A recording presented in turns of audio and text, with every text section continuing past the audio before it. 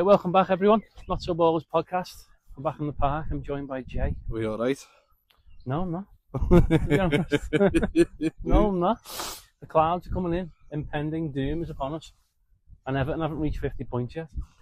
I know, that is crazy when you think about it. Like, It's unbelievable, isn't it? the amount of opportunities that Everton have had to get there, and you just haven't. It's kind of crazy. Let's just get right into it. Go ahead. So Everton first, yeah. What did you make of that performance and that? It was kind of honestly, it was a telegraphed performance, but I was shocked at the result. I thought we'd win. I said before the game, and I said on the pod, we'd win 1-0. I said before the game, we'll win 1-0, but it'll be very cagey. And it was. Yeah. Up until they equalised, it was 1-0, and it was cagey. And then when they scored, that was it. Everton were out of the game completely. They're too strong for us. Our defence just went to absolute. It was like a chocolate teapot. Yeah. To use the old cliche, it really was. As soon as they scored, you knew it. And I said it in the chat as well. This is going 2-1 Sunderland before Everton even respond. No, yeah. They scored, and then they made 2 subs, and they wanted it. And what made me so much more annoyed was, so obviously I've got Everton. I'm watching Everton in front of me capitulate against Sunderland. And behind me, I've got 2 absolute dopes who are like, these are playing for nothing, they've got nothing to play for. If they win on Sunday, they could potentially be in the Conference League. Yeah. I was literally kept on saying, they're going to jump above us by 2 points. Yeah. Like, they've got everything still to play for, just as much as we have. They couldn't quite wrap their heads around that. And yeah, Everton just, for the first time leaving the match, and yeah, probably a lot of Blues listening to it are like, oh, bloody hell, you've only just came to this conclusion now, but I think we need to move on from the Moyes Time. Do you, yeah? Are you Moyes out then at this point? No, I'm not going to say I'm proper Moyes out, firmly Moyes out, but like, we do have to be looking at other options. Like, we've got to be exploring the market now after that. That was like, it's been an absolute shambolic 6 weeks, but that just that was the icing on the cake. Yeah. To be getting beat by them 3-1. They were newly promoted side as well. Like, that's it. But they just took the chance. That Brian Brobbery, oh my God, he is a machine. Isn't he? Yeah. Like, don't get me wrong, when Jake O'Brien, terrible mistake from O'Brien, but it's still retrievable. That situation is still manageable. I thought, personally, I still thought that we were managing that situation. And then Tarkowski just sort of watching it back, Tarkowski probably couldn't have done anything else other than try and shepherd them out of the box. Because I thought that he was a lot more away from the box to make a tackle, a sliding tackle, because let's be honest, knowing Tarkowski, he gets that wrong and we're down to 10 men. Yeah. But I just still feel like that was manageable. That whole situation, from the poor touch, from the ball through. Michael Keane's on his flat. He's so flat-footed, Michael Keane, it hurts. And then Tarkowski can't run. So, and yeah, it was one-way traffic. Would you say it's the case of Moyes obviously he's took this team as far as he can, or is it you just need new centre-backs? Do you know what I mean? It's hard, honestly. It's so hard to say because, like, he's not utilising the squad. Yeah. He's just not utilising the players that he's got at his disposal. And yet, don't get me wrong, he hasn't got pure, like, the next Wayne Rooney on the bench. But he's got £40 million worth of talent on the bench, and Tyler Dibling, who I was going to bring up Tyler Dibling. That's it. We haven't seen him since February. We only see Tyreek George when we go 1-0 down, or the team come to us and draw like 1-1. Even that Asnu, is it? Asnu, he's chilling in El Clasico. That's what I'm saying. Like Tyreek George has got to be starting, and the fact that he brought Dwight McNeil on, who gave the ball away for their 3rd goal, by the way. Yeah. I'm just looking at it like, mate, like, even I can't defend you, and you know that I love Moyes. I know you.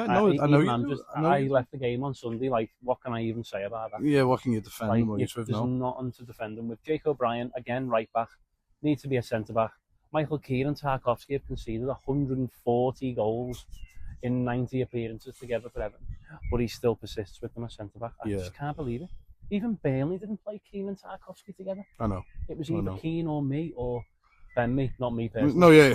It was either Tarkowski or Ben Me, or Michael Keane and Ben Me. It was never Tarkowski. Never them two, because they are cart horses. They run like the toe in a caravan. Yeah. They need one centre-back to do the legwork for them. Can't see that. It's just grin and bear it. Put someone else at right back. The actual right back that we've bought, Nathan Patterson or Harrison Armstrong. Just legs. I think what you're saying there's a good point though with Everton. It's like your squad depth isn't really squad depth. Do you know what I mean? Like like you're saying, the Tyler Diblins, the Asnews and that. Moyes is making it look like it's not. Yeah, you see them on paper and you're like, why aren't they involved? But obviously in Moyes' head, it's like they're not available. Like they're just not there. I can understand like the manager looks at him and he watches them every week in training. I get it. I understand it. So he's probably like, no, he's not fancying it. So whatever happens behind the scenes, but at the end of the day, this is Everton we're talking about now.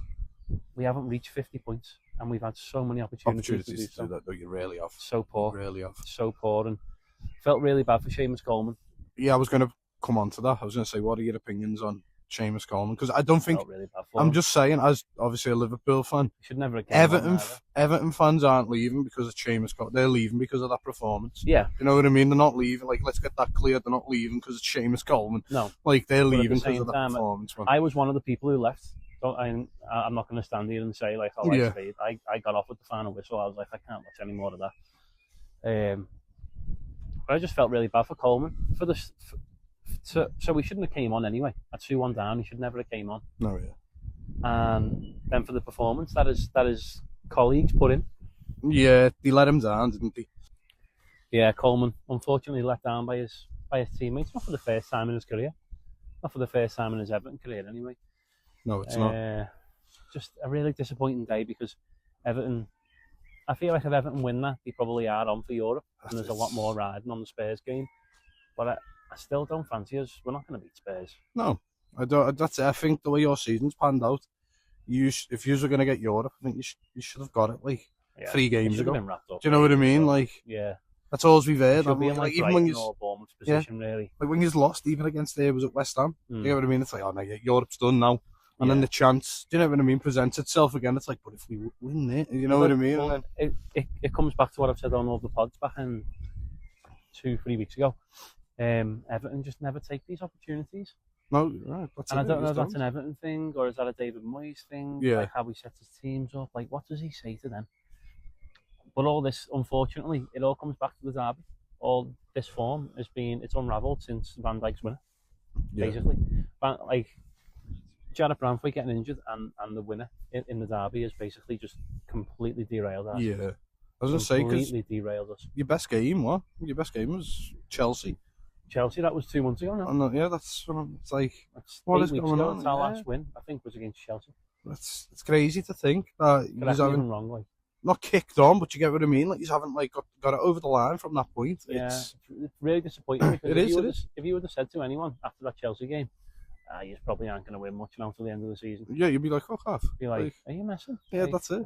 We just play really well. Why can't we build on it? Those little things, man. It's Everton, though, in a nutshell, really. Unfortunately, it's Everton in a nutshell. One player gets injured and the whole season goes to shit. Yeah. Basically.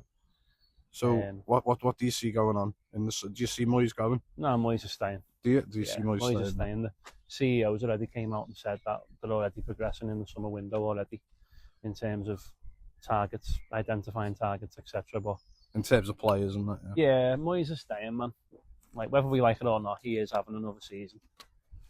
So it's just on him now whether he wants to. That's it. It's just the stubbornness. It's like, like, that's it. Like, you think of Moyes and he is Mr. Everton.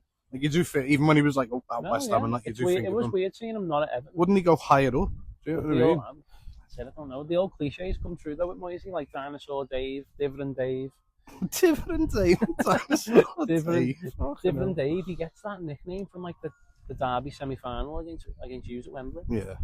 You know, that's nearly 14 years old. That's saying, and it still rings true. He doesn't know when to gamble. Yeah. But he just takes his. He does know He does know how to gamble. He just doesn't know when to gamble. Yeah. Yeah, I get what you're saying. And the problem is, I'm going to say 80% of the fan base's problem now with Moyes is that he gambles when the other team are in the game. He never gambles when it's like, right, like if you 1-0, take advantage of this momentum. No, it's all Everton. It's 1-0. It's all Everton here. Yeah, let's take someone else on, make it 2-0, and then we'll have a look. But instead, he waits for it to get to 1-1, 2-1 down, and then he makes his changes. And that's where a lot of Everton fans have lost faith, and I can't blame them. Oh yeah, I can't blame them because the opportunity was there again this season. You know, a lot of people are saying, "Oh, what about steadiness and all this and that?" I totally understand that, but when you look at it in these sort of contexts, so Everton are only 1 point better off than they were last season. Yeah, that's still pretty much bottom table again. we're going to probably finish 13th. On the bottom half, and we've only won one more game than what we won last season at the Hill Dickinson. I think we won 5 at Goodison last season. We won 6 at the Hill Dickinson. Right? So there's no, like, when people say progress, like, there isn't really any progress. Really, it's just where the other teams are in the league. That's why it feels like it's progress. Very frustrating when you look at the likes of Brentford, who've got their set piece coaching and they're playing nice football. Bournemouth. I think the biggest killer for fans is that if none of these, if Iraola was staying at Bournemouth, if Glasgow was staying at Palace, if the Cesc Fabregases of the world weren't flirting with the Premier League, Everton fans, I don't think would be too bothered. Yeah. But there's opportunity to jump. Yeah, no, there is. And I feel like a lot of fans are worried. We've just heard as well, Conte's leaving. Like, I wouldn't want Conte. Obviously, I'm not saying Conte's going to Everton, but there's a good array of managers coming through. I just think a lot of Everton fans are smelling opportunity, and unfortunately, the board and the owners aren't smelling the same thing. No, yeah. So, well, in a nutshell, we could probably do the Everton season review now rather than next week. D+. Okay. I'm giving it a D+. D+. And it would have been, honestly, if the season finished against Chelsea, I would have given it a B. Really? Yeah. It's just like a solid B. Like, it's just typical Everton in my lifetime. One result just ruins the season. How can that happen? Yeah. How can one result do that? I know it's a big result against Liverpool. I get that. Especially getting back into the game, clawing ourselves back into the game. Probably should have went on and won it potentially, or got a good draw. How does it happen every time that whenever we play against the top side, it just derails us? Yeah, it always stumbles you and makes you not come back. And another thing before we move on to Liverpool, like, is Moyes' inability to take the cup seriously. Yeah, it feels like an Everton thing at the minute. I don't get it. Like, what? Neither do I. The Carabao Cup against Wolves back in September. Why make about 100 changes? Yeah. Why do that? Go for it. Why? Literally go for it. Against Wolves, man. We just get beat by in the FA Cup. Sunderland on pens. Well, pens is... But like me and Kyle were at that game, and Everton didn't even deserve to go to pens. Yeah. We were awful that game. Yeah. Sunderland again beat us, and it was just like, nah, this isn't good enough at all. And Everton need a cup run, like. So, and yeah, I'll leave it there. I'll just leave it there on the basis of Moyes, like, your time should be coming to an end, really, with the talent that's out there, but it probably won't, so we'll see you next season. That's all I can say. It's just one of them for Everton. Like, should we move on? Opportunity missed again for like the 20th season on the spin. Yeah. Let's swiftly move on to Liverpool and their Baldy manager. It's kind of like it's a mad one, isn't it, with Liverpool at the minute with us? It's like Arne Slot versus the players. See what I mean? Half the teams coming out and. Did you see Carragher's quotes yesterday? Yeah. He's not very happy as well, is he? That's it. Yeah, but he's not happy with Salah, and Curtis Jones, yeah. But I'm not being funny. Something's clearly going on with that club. Yeah. Like with Liverpool behind the scenes. I don't know what, and it's clearly reflecting onto the pitch. Like, I'm not being funny. I know we got beat. Obviously, I was expecting us to get beat. I think hammered though. That's it. We do all season. It's been like that when it teams. Like, there's no. I think you said it. You said it a few podcasts ago with Liverpool. You could always, like, even when they're not playing well and having a bad season, there's one game where you can hang a hat on it and you could be like, do you know what though? They're gonna play. Do you know what I mean? Like the United game, they're gonna come out and do amazing against these. Yeah. But we haven't even got that. Do you know what I mean? There's just no fight whatsoever with our club. And it's running through the dressing room. Salah's coming out making subliminal like messages and that. Does that help though? Does that help? I know obviously a lot of fans doesn't help. Yes, well in Mo, but it doesn't help because he's going. Do you get what I mean? If he was staying, if he was signed on a 4-year deal, and he's like, do you know what I mean? Going to be the future of our club. That's where I see Carragher's issue with Curtis Jones. Like Curtis Jones is staying, and he's literally putting fists up, and do you know what I mean on the post. So what's that about? Why is he doing that? He's behind Salah, but Salah's leaving. Curtis Jones, do you know what I mean? Isn't like, I know he's been listed on the transfer list, but I don't see Curtis Jones going. To be fair, I want Curtis Jones to stay, but I don't know why he's doing it. He clearly want the manager out. Clearly, from the inside of that dressing room, he's lost the players, not just the fans, and I don't know what's going on. But the owners look like they're not going to change as well. It's similar to, do you know what I mean? David No, it Moyes. looks like they're sticking with Spotlight, yeah, they're going to stick with him. And again, it comes back to, I get that he's deserved it because he won us a title, but I do feel like it's damage limitations. Like, yeah, the defence of that title's been awful. That's it. Like, it's getting to the point now where you're starting to look silly, like the club. Do you know what I mean? Like, we've got fans who are like apparently protesting games by not going. Do you get what I mean? Against the manager. When have Liverpool fans ever been that like? Never been like that. Like this could, you know what I mean? They've always went and then walked out like the 80th to like protest like ticket. But like that's ticket prices. Not actually go through the turnstiles at Anfield. There's a new one. Like, Innit? To get rid of a manager. Do you get what I mean? Like, that's really odd. That's weird. That's never been the Liverpool way as well. So it's like, I feel like Liverpool aren't stupid enough. They're not stupid like Everton, where like Liverpool would know when to jump, and they mustn't have a target in mind. No, yeah. I think, as I said to you yesterday, Xabi Alonso ain't the answer for Liverpool. I'm sorry, but he's not. Well, I heard something about Xabi Alonso with Liverpool. Liverpool owners aren't happy with Xabi Alonso because they did approach him. Do you know, remember when he went to Madrid? Yeah, remember, like before Liverpool like did approach him and he's like, no. Do you know what I mean? Obviously because of Madrid, so Liverpool have apparently been like, well, do you know what of them? Like, but again, though, Alonso's another probably on his slot in the sense of like he wants control. No, yeah, 100%. In terms of on the 100%. Pitch, I don't mean like back room. No, yeah. He wants control. He wants possession on the pitch. Like his way of hurting teams is on the ball. Yeah, is getting the ball, and that's what. That's a bad performance from Liverpool. 4-2. That's a hide, and that it is. Considering that they've got one eye on the final tomorrow. That's a mad one. There. It's a crazy one. I'm starting to run out of words. John McGinn's goal was a cracker. It was. Great goal. Starting to run out of words to say about us. Because we're flat, we're awful. The manager needs to go, but I feel like half of the players need to go. Do you know what I mean? Like, there's just too many bystanders there. Yeah. There's not many players who want to play. Do you know what I mean? Like, it looks like they're all having an easy ride and just like, yeah, man. Do you get what I mean? Like Szoboszlai, after a 4-2 defeat, he was probably integral in that Villa getting away from you.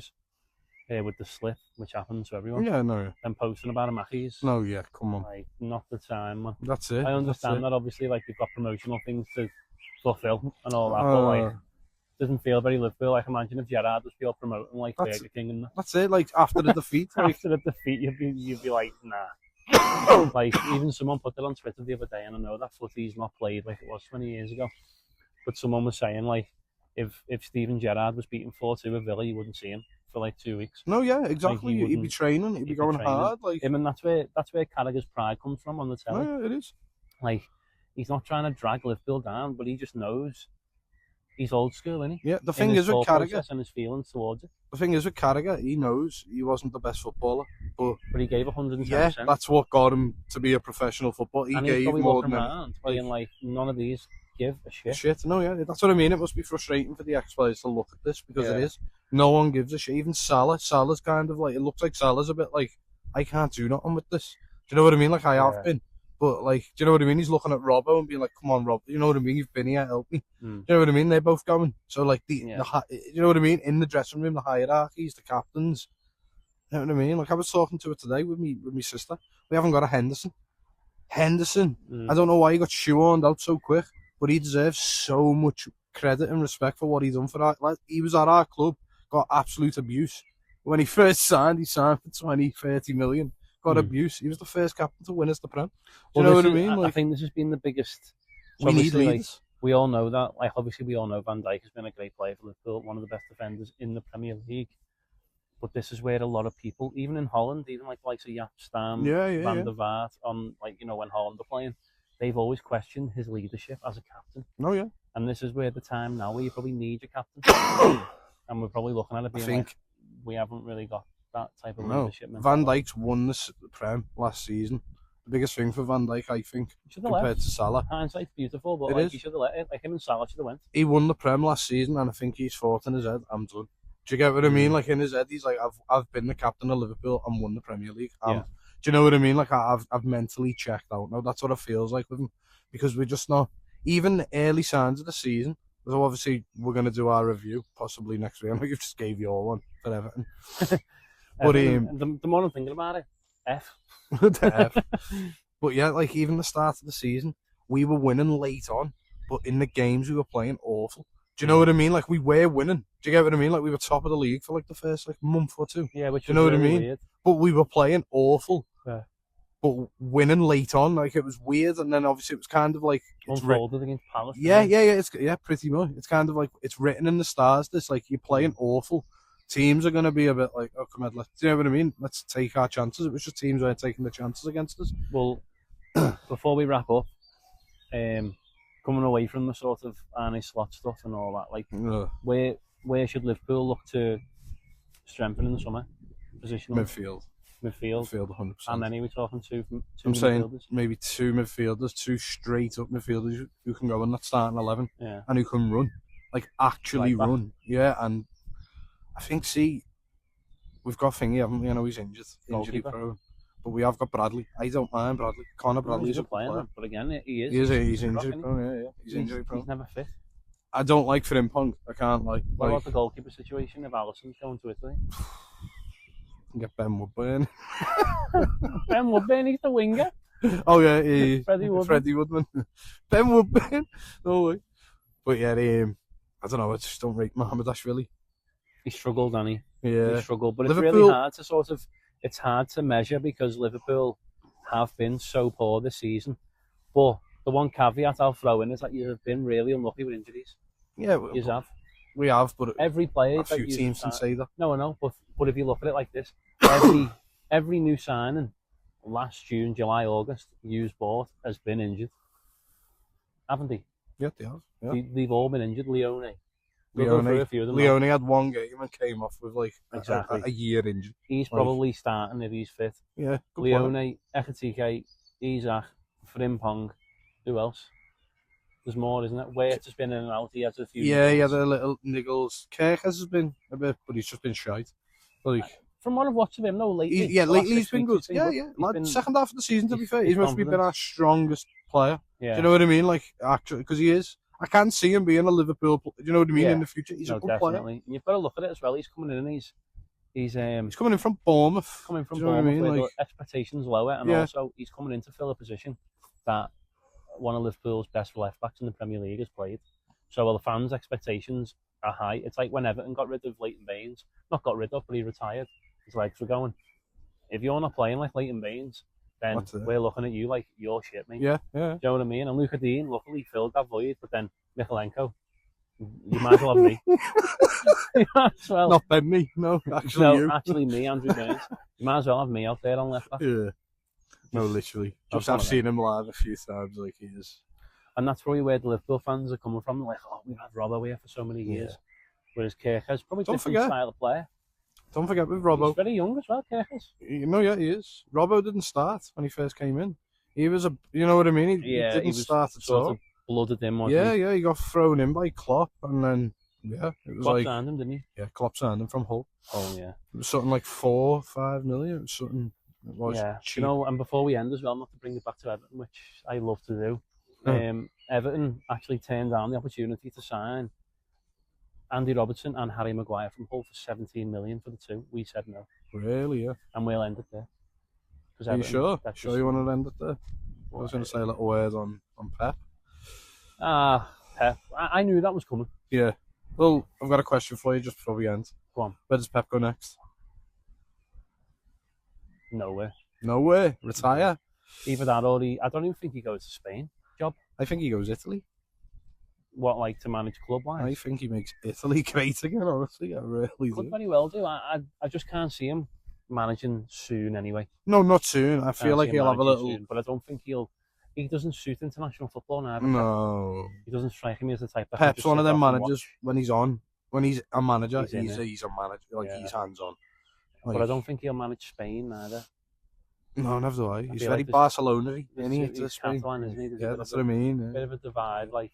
Well, you never know. No. Who knows? I just wanted to wrap it up on there because it's big news. It's big news, and Enzo Maresca's going in. Yeah, I think he's a good Chelsea manager. Yeah, good man. I like Maresca too. No, I like him. Yeah. Been tailor-made for him, hasn't it? Yeah, it has. He knows. Like, he's must be in communication with Pep. Yeah. More than what a lot of people think. Because I remember always like sort of Real Madrid needed a new manager, so they've gone after Jose Mourinho, and other top teams around Europe needed a new manager, but no one was mentioning Maresca. And he's had that deal in place with City for months. Well, we've known that, haven't we? For like it's felt that been, way. Yeah. It's not really a shock for me, Pep leaving. It was just a matter of like. It is for me, just because it's Pep. Yeah. I can't believe. The League at this point, I can't believe like next season is going to be the first season. No Klopp, no Pep. It's going to football's changed again. It's weird, man. But it's Moyes weird. Is back. But Moyes, yeah, that's it. But David Moyes is still like. Allardyce will be back now. Football's crazy, you know. Honestly. Well, yeah, I think that's a good place to end it anyway. Yeah, no, it is. It is. Right, thank you. Thanks very much for listening, everyone. If you've made it this far, we're really getting good, aren't we? Yeah, we are. Stopping these at about 25 and 28. We'll probably be back next week now.